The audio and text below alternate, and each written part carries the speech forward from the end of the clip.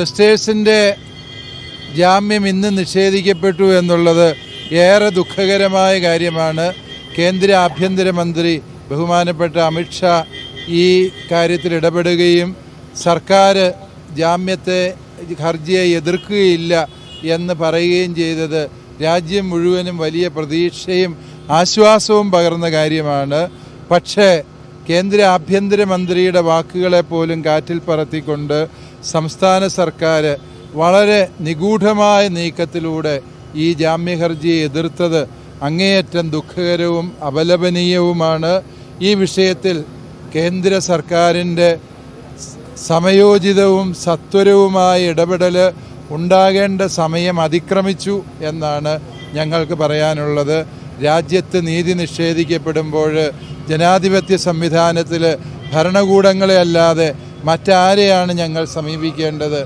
ഇപ്രകാരമുള്ള നീതി നിഷേധങ്ങൾ നടക്കുമ്പോൾ തെരുവിലിറങ്ങി പ്രതിഷേധിക്കുകയല്ലാതെ മറ്റെന്താണ് ഒരു ജനാധിപത്യ വിശ്വാസിക്ക് ചെയ്യാൻ സാധിക്കുക എന്നുകൂടി ഉത്തരവാദപ്പെട്ടവർ പറയേണ്ട സമയം അതിക്രമിച്ചു എന്നാണ് എനിക്ക് തോന്നുന്നത്.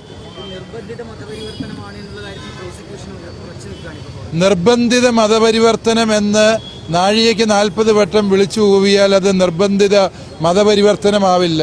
അതിനെ അപ്രകാരമാക്കി തീർക്കാൻ വേണ്ടി പരിശ്രമിക്കുന്ന ചില തീവ്രവാദ സംഘടനകളുണ്ട്. ആ സംഘടനകളെ നിലയ്ക്ക് നിർത്താൻ ഭരണകൂടങ്ങൾക്ക് കഴിയാത്തതാണ്. ഇത്തരത്തിലുള്ള ആരോപണങ്ങൾ അസ്ഥാനത്ത് ഉയർത്താനും അതിൻ്റെ പേരിൽ ന്യൂനപക്ഷങ്ങളെ പീഡിപ്പിക്കാനുമുള്ള സാഹചര്യം ഇവിടെ സംജാതമാക്കുന്നു.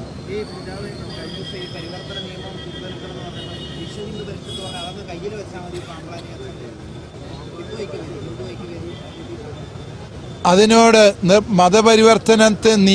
നിർബന്ധിത മതപരിവർത്തന നിയമത്തെ പിൻവലിക്കണം എന്നുള്ളതല്ലല്ലോ നമ്മൾ ആവശ്യപ്പെട്ടത്. ആ മതപരിവർത്തന നിയമത്തിൻ്റെ ദുർവ്യാഖ്യാനമാണ്. ആരെയും നിർബന്ധിച്ച് മതം പരിവർത്തനം ചെയ്യാൻ പാടില്ല എന്ന് തന്നെയാണ് നമ്മുടെ നിലപാട്. അതേസമയം ഈ നിർബന്ധിത മതപരിവർത്തനം എന്നത് ആരാണിതിന് വ്യാഖ്യാനം നൽകുന്നത് എന്ന് ചോദിച്ചു കഴിഞ്ഞാൽ ഇപ്രകാരമുള്ള ആൾക്കൂട്ടങ്ങളുടെ വിചാരണയിലൂടെ നിർബന്ധിത മതപരിവർത്തനത്തിൻ്റെ മാനദണ്ഡങ്ങൾ നിശ്ചയിക്കപ്പെടുന്നു എന്നുള്ളതാണ് ഏറെ അപകടകരമായ വസ്തുത. ആ ഒരു അപകടാവസ്ഥ ഇത്തരത്തിലുള്ള നിയമനിർമ്മാണത്തിലൂടെ സംഭവിക്കുന്നു. അതിന് സത്വരമായ പരിഹാരം കാണണം. ഇങ്ങനെ അന്യായമായി നിർമ്മിക്കപ്പെട്ട നിയമങ്ങൾ, ഭരണഘടനാ വിരുദ്ധമായ നിയമങ്ങൾ പിൻവലിക്കണം. ആൾക്കൂട്ടങ്ങൾക്കും തീവ്രവാദ സംഘടനകൾക്കും അതുപോലെ സാമൂഹ്യ വിരുദ്ധർക്കും ന്യൂനപക്ഷങ്ങളെ പീഡിപ്പിക്കാനുള്ള സാഹചര്യമൊരുക്കുന്ന നിയമങ്ങൾ പിൻവലിക്കണം എന്നത് തന്നെയാണ് ഞങ്ങളുടെ സുചിന്തിതമായ അഭിപ്രായം. നിർബന്ധിത മതപരിവർത്തനത്തെ ആരും പ്രോത്സാഹിപ്പിക്കുന്നില്ല, ആരും അതിൻ്റെ വക്താക്കളാകുന്നില്ല എന്നതും സമൂഹം മനസ്സിലാക്കേണ്ട സത്യമാണ്. കേന്ദ്ര ആഭ്യന്തരമന്ത്രി സംസ്ഥാന സർക്കാർ എതിർത്തു എന്ന് പിതാവ് പറഞ്ഞല്ലോ. അപ്പോൾ സംസ്ഥാന സർക്കാരിന് മാത്രം തീരുമാനമായിരിക്കുമോ അത്? പുറമേ അതിനെക്കുറിച്ച് ഞാൻ ഇപ്പോഴഭിപ്രായം പറയുന്നില്ല. കാരണം വിധി പറയേണ്ടത് ഇന്നെന്നുള്ളത് നാളത്തേക്ക് മാറ്റി എന്നുള്ളത് ജഡ്ജിയുടെ തീരുമാനമാണോ അതോ മറ്റെന്തെങ്കിലും കാരണങ്ങളുണ്ടോ എന്ന് നമുക്ക് അറിയേണ്ടതുണ്ട്. അത് കഴിഞ്ഞിട്ട് അതേക്കുറിച്ച് പ്രതികരിക്കുന്നതായിരിക്കും. ജോസഫ് പാംപ്ലാനി ഈ വിഷയത്തിൽ പ്രതികരിക്കുകയായിരുന്നു. വലിയ പ്രതിഷേധമാണ് കന്യാസ്ത്രീയുടെ അറസ്റ്റുമായി ബന്ധപ്പെട്ട് കണ്ണൂരിൽ അടക്കം ഉയർന്നു വന്നിരിക്കുന്നത്. നേരത്തെ തൊട്ടുമുമ്പ് നമ്മൾ കണ്ടു വായ്മൂടിക്കെട്ടിയടക്കം സന്യസ്തർ പ്രതിഷേധിക്കുന്നത്. അതിലടക്കം പങ്കെടുത്തുകൊണ്ടാണ് ഇപ്പോൾ ബിഷപ്പ് സംസാരിച്ചത്. കൂടുതൽ പ്രതികരണങ്ങൾ അവിടെ നിന്ന് വരുന്നുണ്ട്. എതിരായിട്ട് ആണ് ഇന്നിവിടെ പ്രതിഷേധ റാലി സംഘടിപ്പിച്ചിട്ടുള്ളത്.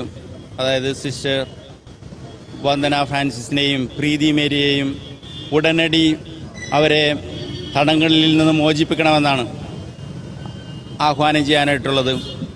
ഗാന്ധിജി സ്വപ്നം കണ്ട ഭാരതം ജനാധിപത്യ രാഷ്ട്രം, ന്യൂനപക്ഷങ്ങളുടെ അവകാശങ്ങൾ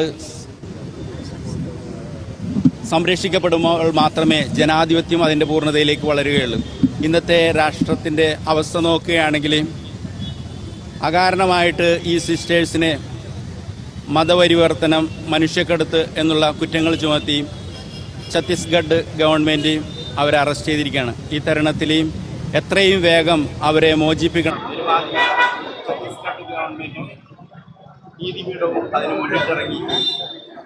അതുപോലെ തന്നെ കേന്ദ്ര നേതൃത്വവും ഇതിൽ അടിയന്തരമായി ഇടപെട്ടുകൊണ്ട് ഈ 2 സിസ്റ്റേഴ്സിനെയും മോചിപ്പിക്കണമെന്നും കാരുണ്യത്തിന്റെയും സ്നേഹത്തിന്റെയും പ്രതീകമായിട്ടുള്ള ഈ സന്യസ്തരെ അകാരണമായിട്ട് വേദനിക്കാതെ അവരെ നീതി അവർക്ക് ലഭിക്കാനായിട്ട് ഭാരതത്തിലൊരു പൗരൻ എന്ന നിലയിൽ അവർക്കുള്ള ഭരണഘടന അനുവദിച്ചിട്ടുള്ള ആവിഷ്കാര സ്വാതന്ത്ര്യം, സഞ്ചാര സ്വാതന്ത്ര്യം ഇവയെല്ലാം വീണ്ടെടുക്കാനായിട്ട് അവർക്ക് ഉള്ള സത്വര നടപടി സ്വീകരിക്കണമെന്നാണ് എൻ്റെ ആഹ്വാനം.